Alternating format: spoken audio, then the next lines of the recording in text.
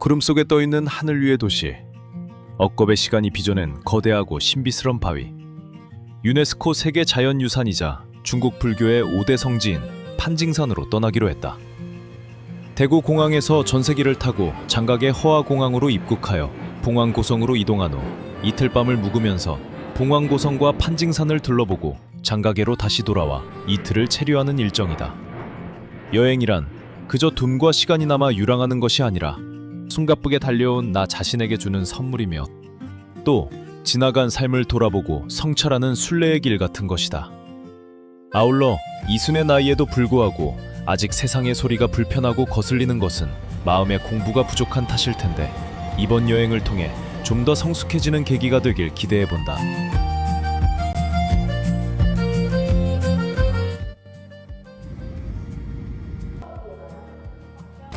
장각의 허화공항에 도착한 우리는 장각해역에서 고속철을 타고 1시간 정도를 이동하여 이틀을 묵게 될 봉황고성에 도착했다. 그리고 토강 주변과 로컬 식당 및 시장이 가까운 호텔에 체크인을 하고 우리는 산책을 나왔다. 홍교는 명나라 초기에 지어졌으며 600년이 넘는 역사를 간직하고 있고 이층 누각에 올라가면 강을 따라 늘어선 묘족 특유의 전통 가옥인 조각루와 강 위를 떠다니는 나룻배를 한눈에 담을 수 있다.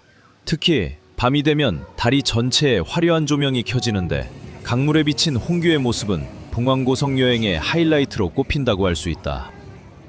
봉황이 그 아름다움에 반해 떠나지 못했다는 곳. 고성을 품은 산의 형상이 마치 날개를 편 봉황을 닮아 이름 붙여진 이곳은 300년 전 청나라 시대의 성벽과 길을 그대로 간직하고 있다. 과거 마오족을 방어하던 군사 요충지는 역사를 뒤로하고 이제는 강물 위에 세워진 조각루와 함께 세계적인 문화유산으로 많은 사람들의 사랑을 받고 있다. 세월이 멈춘 듯한 신비로운 풍경, 봉황의 전설이 살아 숨쉬는 고성, 특히 야경은 너무나 황홀하고 아름답다.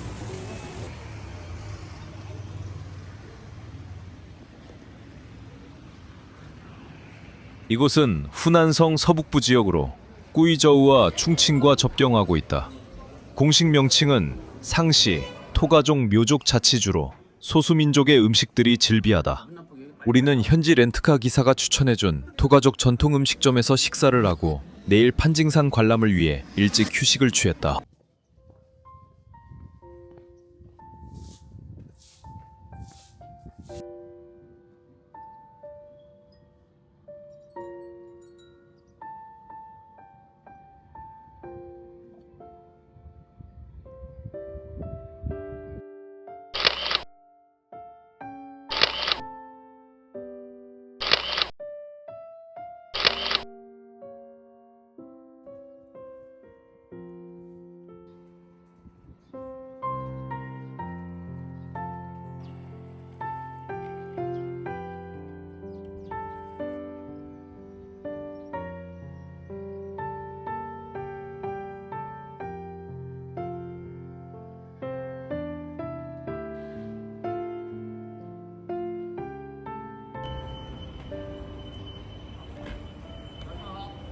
다음 날 아침, 우리는 판징산을 가기 위해 미리 예약할 렌트카를 호텔 앞에서 만났다.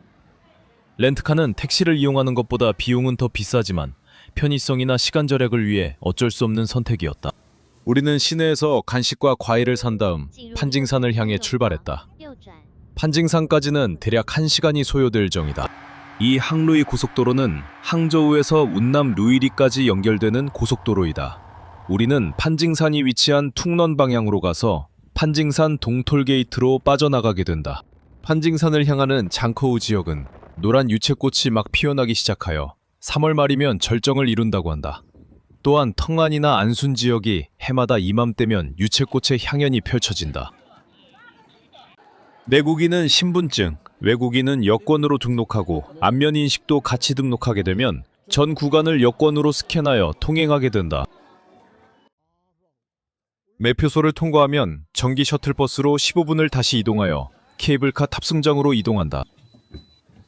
춘절이 끝난 지 얼마 되지 않아서 그런지 사람들이 많지 않아 기다리지 않고 바로 이동할 수 있었다.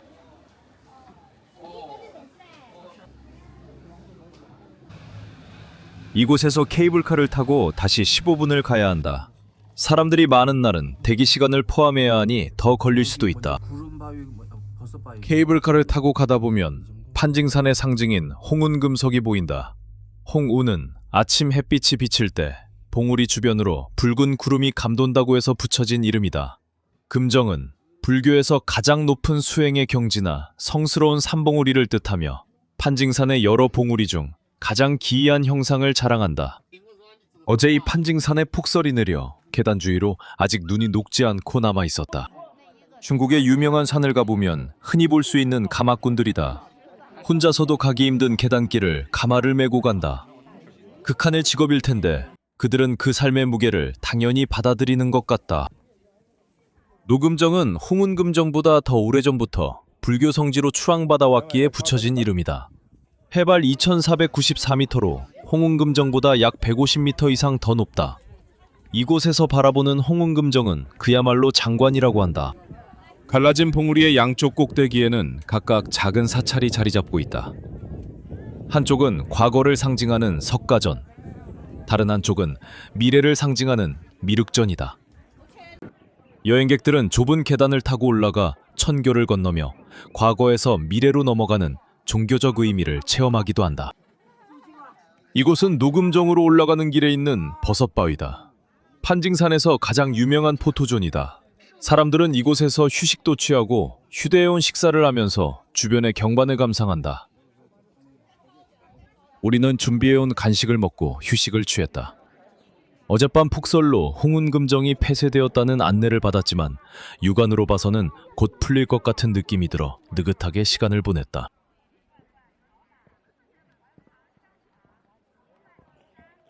홍운금정 그늘 쪽에는 아직 잔설이 남아있는 것으로 보아 쉽게 개방될 것 같지 않다는 불길한 생각이 들었다. 이곳 보도광장은 판징산 정상 부근의 핵심 거점으로 여행객들이 본격적인 봉우리 산행을 시작하기 전에 반드시 거쳐가는 중심 광장이다. 여기에는 각종 간식과 커피, 그리고 음료를 판매하며 정상으로 올라가는 진입구가 있다. 관리원들이 등산로를 점검하러 간 사이 우리도 이곳에서 준비해간 컵라면을 먹으면서 시간을 때웠다. 보도광장 정면에는 판징산에서 가장 큰 사찰인 승은사가 웅장하게 자리 잡고 있다. 명나라 때 지어진 유서 깊은 사찰로 붉은 벽과 기와가 주변의 기암괴석과 어우러져 장엄한 분위기를 자아낸다. 많은 불교 신자들이 이곳에서 기도를 올린다.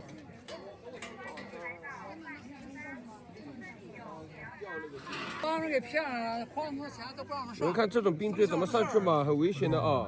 这玩意儿 드디어 등산로 점검을 마친 관리원들이 하산했다. 등산로에 떨어진 얼음 덩어리를 사진으로 보여주며 개방이 어렵다고 했다. 우리는 사전 통보를 미리 받아 어느 정도 예상했지만 항의하는 중국인들은 사전 통보를 받지 않은 듯 상당히 거센 항의를 하며 환표를 요구했다.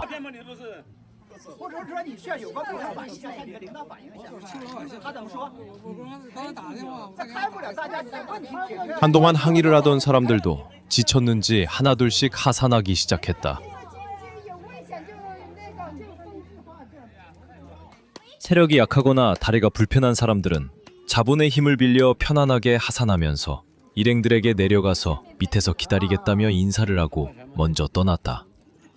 우리 일행 중에 한 사람은 이 판징산을 두 번째 왔는데 그때도 폭설 때문에 갈 수 없었다고 했다. 이번에도 또 무산이 되어 무척이나 아쉬워했다. 우리 일행도 어쩔 수 없이 하산하기로 했다.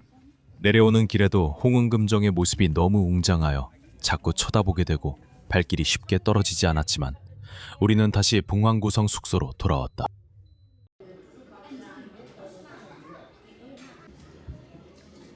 다시 고성으로 돌아와서 호텔 주변의 식당에서 저녁 식사를 하고 휴식을 했다.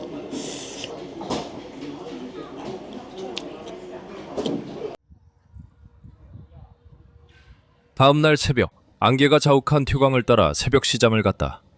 나는 여행 갈 때마다 항상 로컬의 새벽 시장에 가는 것을 좋아한다.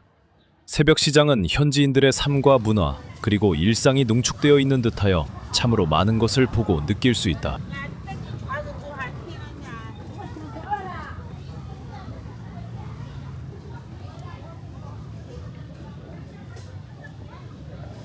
묘족과 터가족 할머니들이 인근 산에서 직접 채취한 신선한 나물, 약초, 과일과 금방 만들어낸 두부, 떡, 훈제고기 등 현지 식재료가 주를 이루고 있다.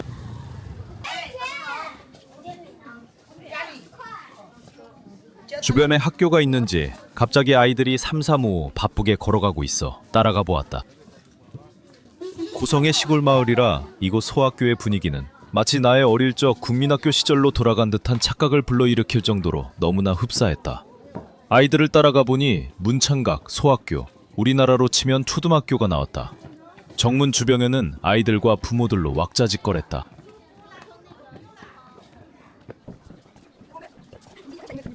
이 아이들의 꿈속에 무엇이 있는지, 나중에 자라서 무엇이 되어 있을지 잠옷 궁금해졌다.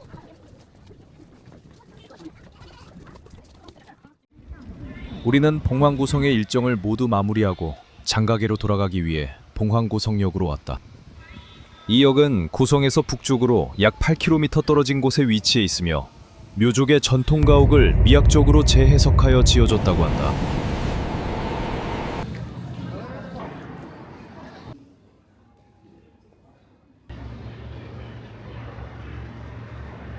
우리는 체크인을 마치고 호텔 옆 관광센터에서 천문산과 장가게 입장권을 구입했다. 호텔의 위치는 천문산 케이블 탑승장과 가까워서 편리했다. 예약을 마친 후 호텔 뒤편에 있는 작은 식당에서 훈둔면으로 간단하게 식사를 하고 천문산 케이블 탑승장으로 이동했다.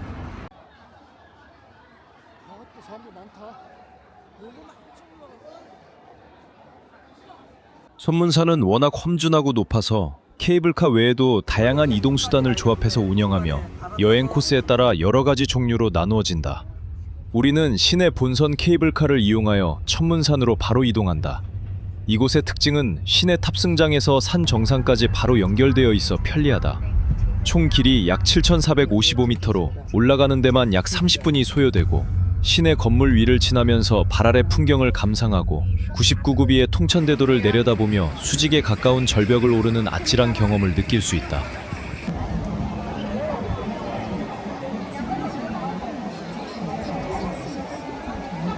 이 계단은 상천제라고 부른다.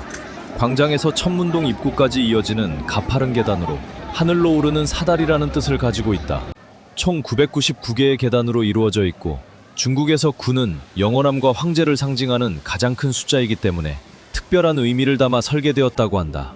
소요 시간은 성인 기준으로 쉬지 않고 오르면 약 20분에서 30분 정도 걸리지만 풍경을 감상하며 천천히 오르면 더 걸릴 수 있다. 계단을 오르는 것이 부담스럽다면 산 내부를 관통하는 에스컬레이터를 타고 천문동까지 편하게 이동할 수 있다.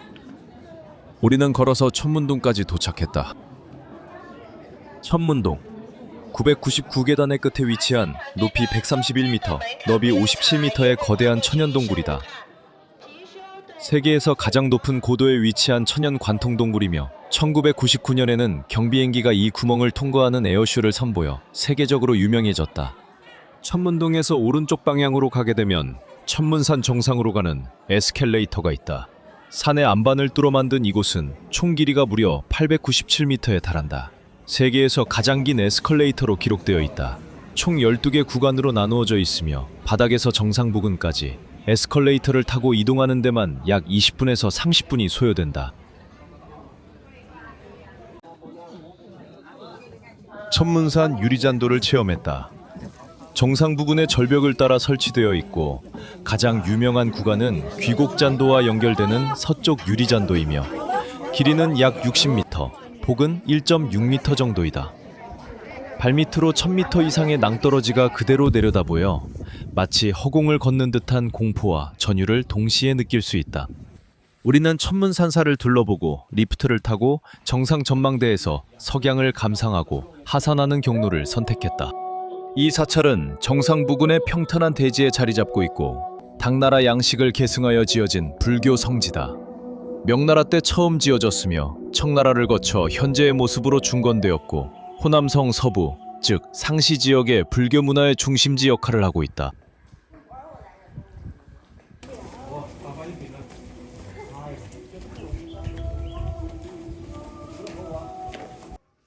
사찰 부근의 매표소에서 표를 끊고 정상까지 리프트를 타고 이동하기로 했다. 이 오픈 리프트를 타고 약 10분 정도면 정상 전망대에 도착한다. 뭐 귀곡잔도로 쪽으로 가도 괜찮은데.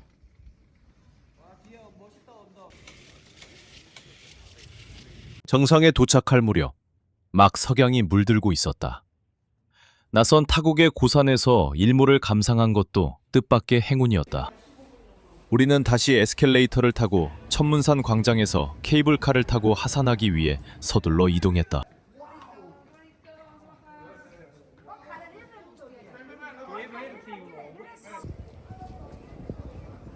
천문광장에서 바라본 천문동의 야경 또한 장관이다. 천문동 일대가 하나의 커다란 스크린이 되어 다양한 조명 연출로 사람들의 탄성을 자아낸다.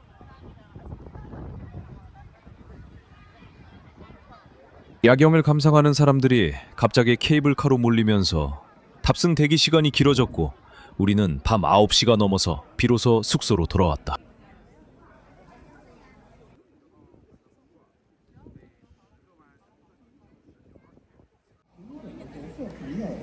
오늘은 여행 마지막 날이다.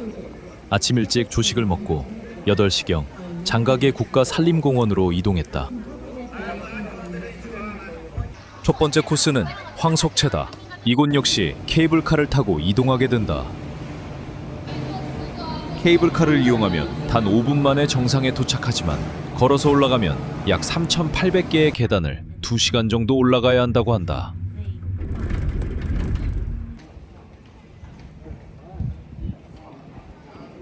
황석채는 해발 1080m에 위치한 광장처럼 생긴 곳이다. 한나라의 유방을 도왔던 장량이 이곳에 고립되었을 때 그의 스승인 황석공이 그를 구해준 곳이라 하여 황석채라는 이름이 붙었다는 전설이 있다. 사방이 깎아지른 듯한 절벽으로 둘러싸여 있으며 정상은 평평한 대지 형태를 띠고 있어 하늘 위의 정원이라고도 불린다.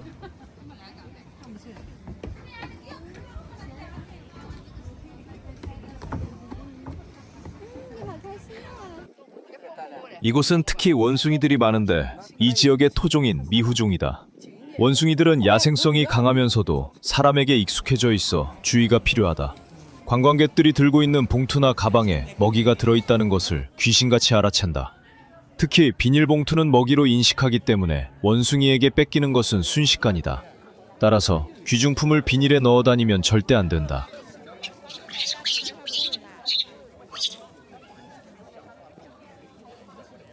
대형 드론을 통해 물품을 운반하고 있다. 드론 분야에 세계 최고의 기술을 갖고 있는 중국은 각 산업에서 드론의 활용도가 상당히 높다. 하산하는 케이블카를 타기 위해 안면 인식을 한 후 통과해야 한다.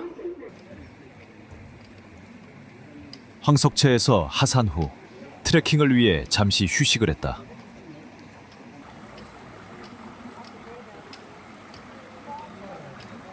금평계곡 트레킹은 가장 평탄하면서도 기암 절벽과 수려한 자연경관 사이를 걷는 천혜의 트레킹 코스다. 산 아래 계곡을 따라 걷는 코스로 경사가 거의 없어 남녀노소 누구나 걷기 좋다. 삼림공원 입구에서 수요 사문까지 걷는 코스로 약 7.5km, 편도 2시간에서 3시간이 소요된다. 금편암과 같은 거대한 바위 기둥들을 아래에서 위로 올려다보는 웅장함이 일품이다.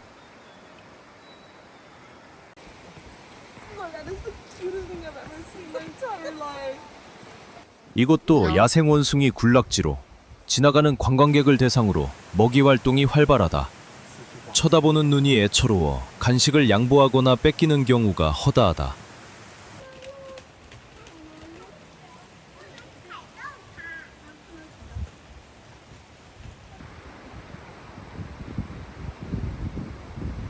(1992년) 이곳 금평계곡을 포함한 무릉원 지역이 유네스코 세계자연유산으로 등록되면서 현대적인 편의시설과 표지탄 등이 대대적으로 보강되었다. 특히 중국의 국민 드라마인 서유기가 이곳 금평계곡에서 촬영되면서 중국인들에게는 손오공의 고향과 같은 이미지로 각인되어 더욱 유명해졌다고 한다.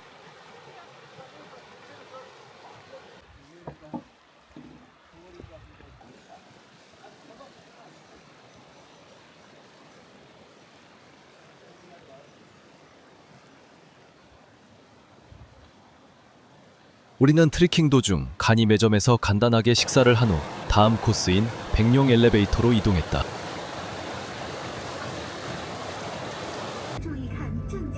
백룡 엘리베이터는 총 높이 335m, 초속 3m로 단 1분 28초 만에 정상에 도착한다.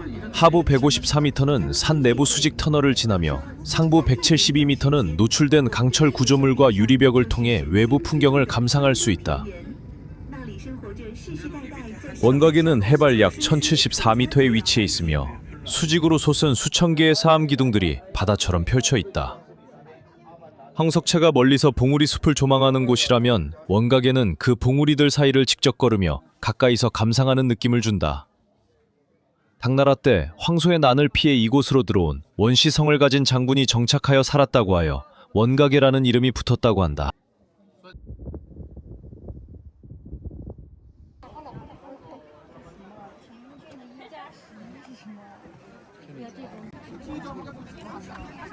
원각에는 백룡 엘리베이터 승강장에서 시작하여 미온대, 건곤주, 천하제일교 순서로 걷게 된다.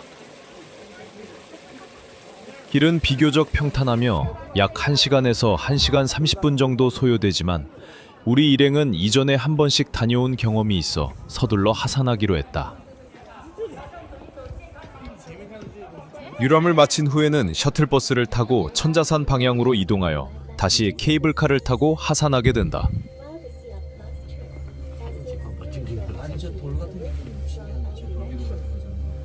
장자제에서의 마지막 식사는 칭화대 박사님이 추천한 숨은 맛집이었다. 몇 년 만에 다시 찾은 손님을 단번에 알아보는 사장님의 모습에서 이곳의 맛이 단순히 음식에만 있지 않음을 느꼈다. 진한 사람의 향기에 취하고 맛있는 음식에 취하면서 장가계의 마지막 밤은 그렇게 깊어가고 있었다.